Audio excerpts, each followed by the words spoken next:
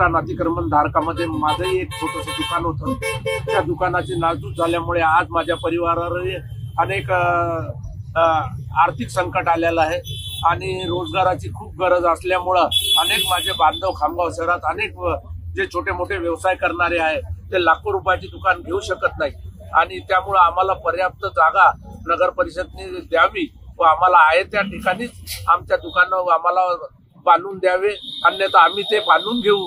त्यांनी आम्हाला टॅक्स पावती काहीतरी एक पर्याय म्हणजे एक ठोस असं काहीतरी आम्हाला जागेचं पत्र द्यावं की जागा तुम्हाला कायमस्वरूपी देण्यात आली आणि त्यामुळे आमच्या अतिक्रमणदाराचा प्रश्न कायमस्वरूपीचा मिटू शकते। तात्पुरती आज यांनी तारं लावले, उद्या तारं काढतील, आम्ही उद्या आणखीन बसू, परवा आणखीन हे तोडतील।